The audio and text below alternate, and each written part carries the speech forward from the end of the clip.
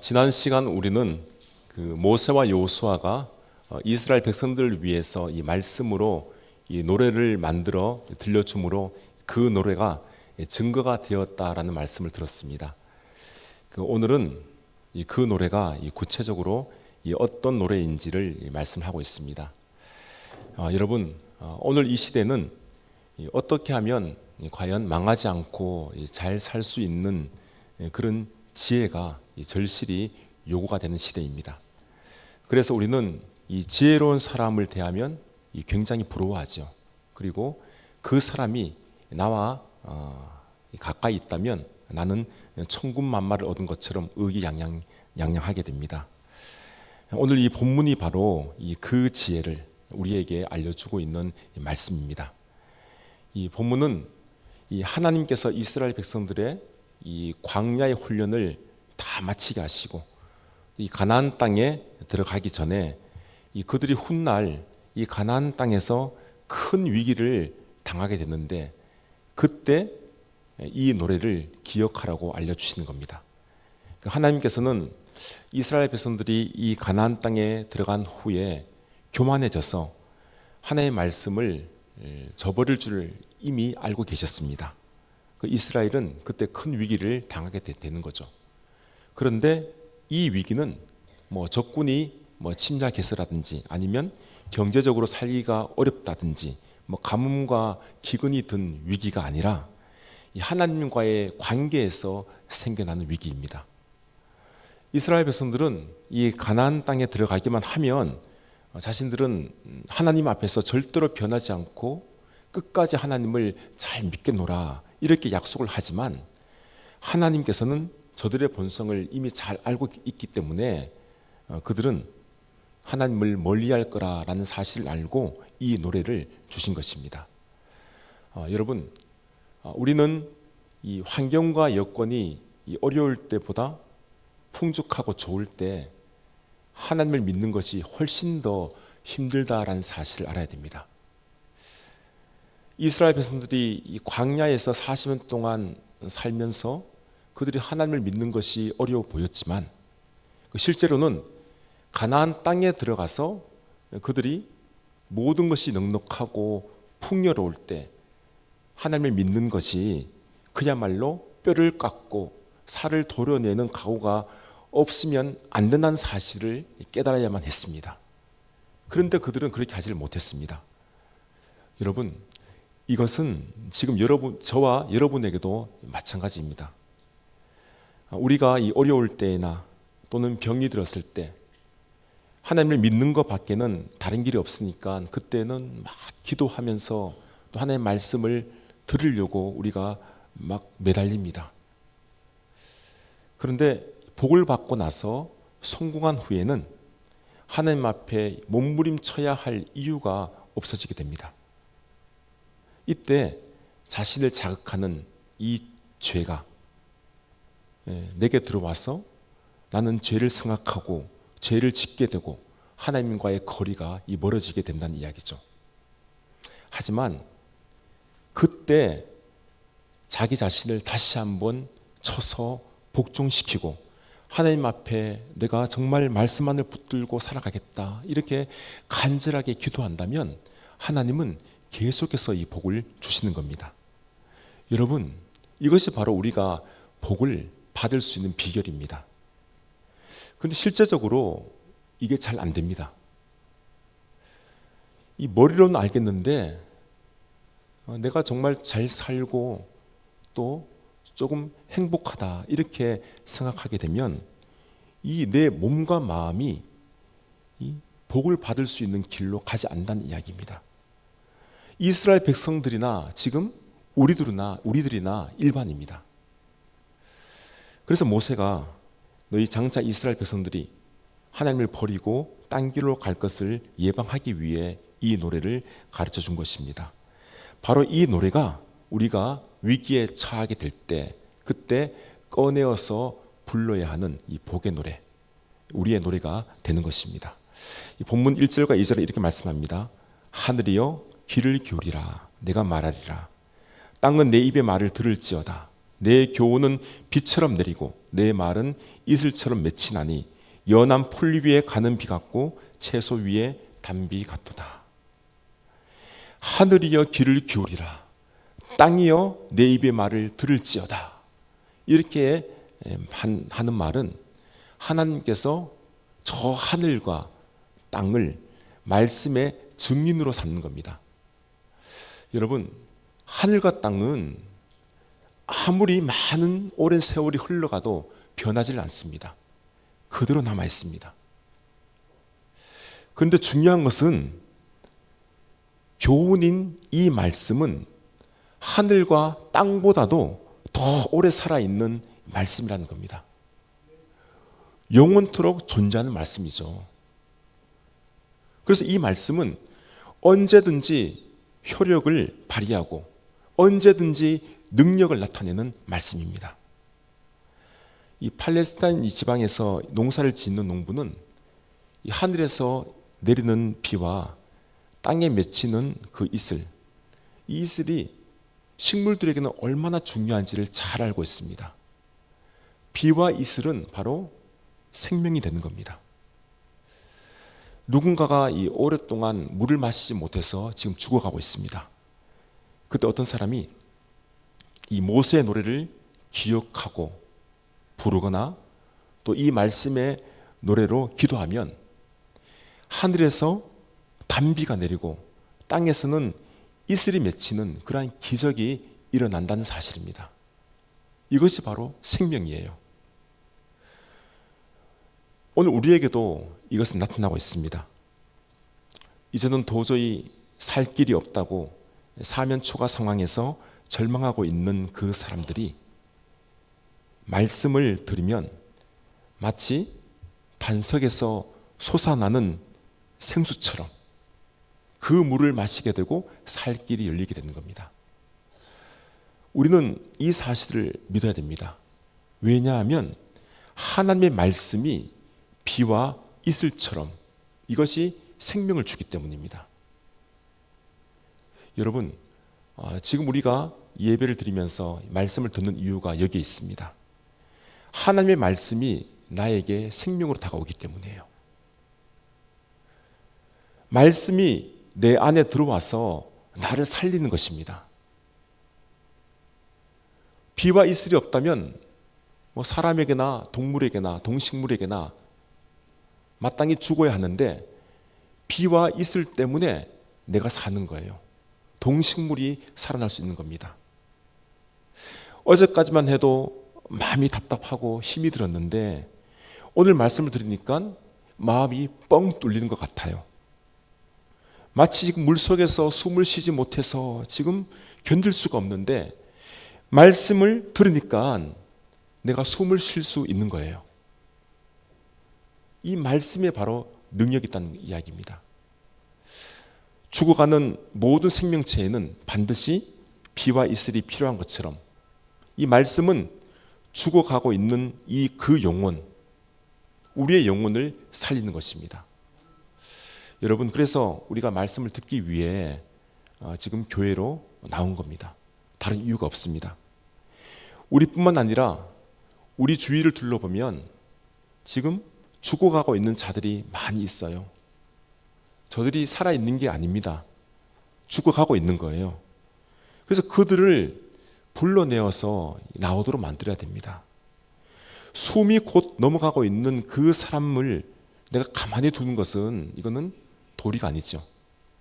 그를 살려내어야 하지 않겠습니까? 그 영혼을 살려내야 됩니다. 바로 말씀이 바로 비와 이슬이 된다. 이 사실을 우리가 꼭 기억하여 저와 여러분들이 생명을 살리는 귀한 도구로 쓰임받기를 바랍니다. 3절 4절 말씀입니다. 내가 여호와 이름을 전파하리니 너희는 우리 하나님께 위엄을 돌릴지어다.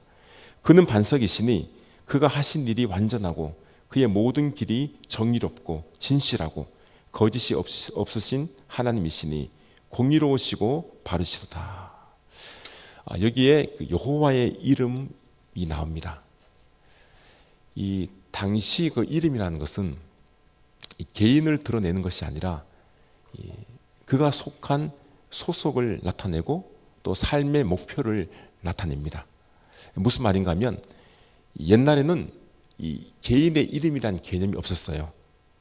우리나라에도 보면 그 예전에 특히 여성들의 이름을 부를 때 어떻습니까? 그 이름을 부릅니까? 잘 안 부르죠. 그냥 뭐 네 집 자식이니 또는 뭐 누구네 아내, 뭐 어떤 사람의 남편, 아내, 또 누구의 엄마, 뭐 이런 식으로 호칭이 됩니다. 지금도 보면 이 남편이 아내 이름을 부를 때 분명 이름이 있는데 그 이름을 잘 부르질 않아요. 저도 그렇습니다. 저도 저희 아이의 엄마 이렇게 이름을 부릅니다. 이 당시에도 보면 특히 노예들은 모두 주인의 소유였죠. 그리고 그 주인을 위해서 살아가는 것이 노예의 삶의 목표입니다. 군인도 그렇습니다. 군인도 왕의 소속이었어요. 왕을 위해 저희가 전쟁하고 살아가는 것이 군인의 목표입니다. 지금 이스라엘 백성들도 그렇습니다. 그들은 하나님께 소속된 자들이고 하나님을 위해서 사는 것이 삶의 목표입니다. 이스라엘 백성들은 이 세상 왕의 명령이나 이 세상 왕에게 충성하지 않고 오직 하나님의 말씀에만 순종하고 그 말씀에 충성하는 존귀한 자들인 것입니다. 왜냐하면 하나님께 소속이 되어 있기 때문입니다. 하나님을 나타내는 거죠. 하나님의 명령을 따르는 겁니다. 성도 여러분, 우리가 바로 그런 자들입니다. 우리는 영적으로 이스라엘 백성들입니다. 하나님을 주인으로 모시고 살아간 자들이에요. 그렇다면 우리의 소속도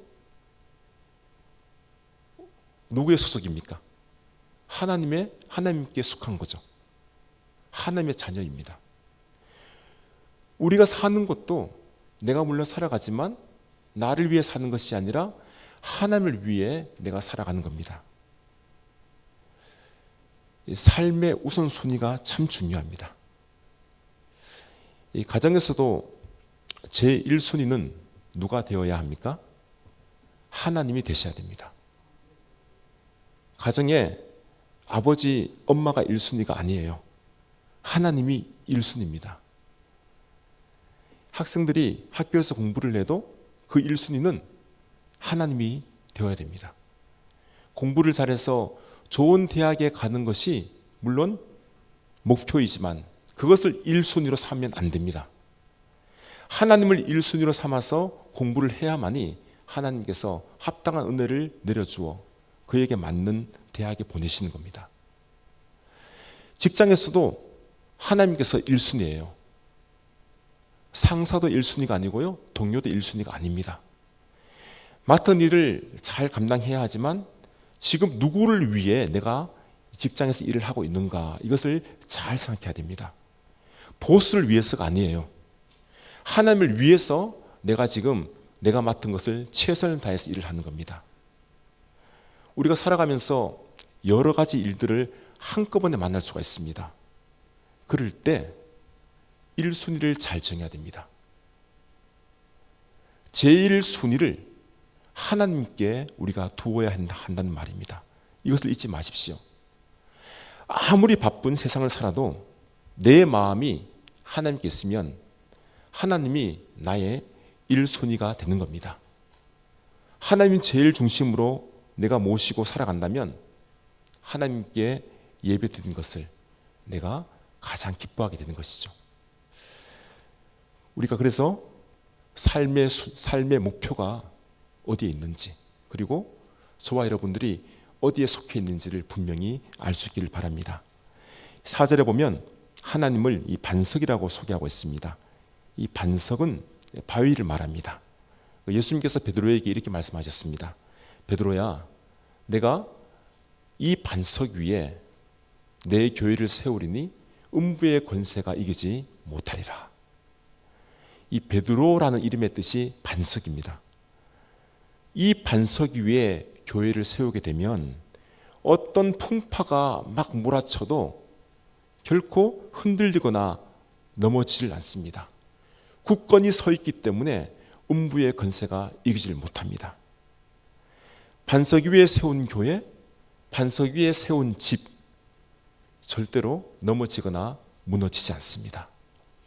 여러분, 우리 하나님께서 바로 반석이 되시는 분이십니다. 그래서 우리가 하나님께로 가면 안전할 수 있어요.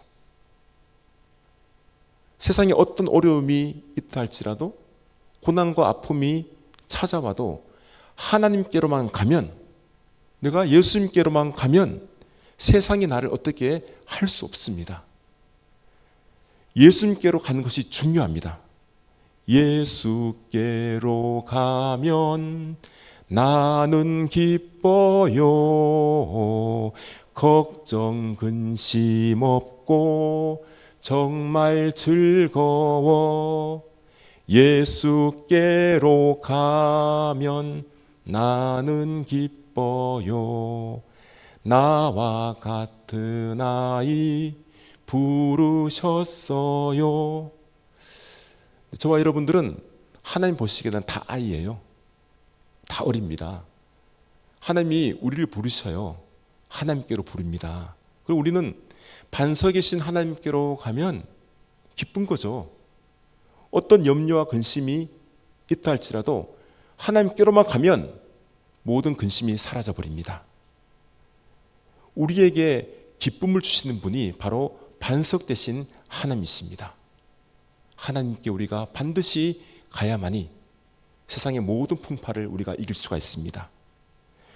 또 하나님은 모든 것이 완전하시고 정의롭고 진실하시고 공의로운 분이시기 때문에 지금 온 세상을 주관하시기에, 다스리시기에 조금도 부족함이 없는 분이 하나님이십니다. 모든 것을 다스리시고 심판하시기 때문에 하나님께 속한 자들은 가장 복된 삶을 살아갈 수 있는 것이죠. 반석이신 하나님, 그 하나님께로 우리 모두가 나아갈 수 있기를 주님의 이름으로 축원합니다.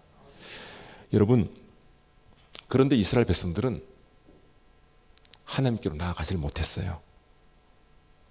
그래서 하나님은 저들을 내 자녀라고 말하는 것이 아니라 오히려 어리석고 지혜 없는 삐뚤어진 세대라, 이렇게 말하고 있습니다.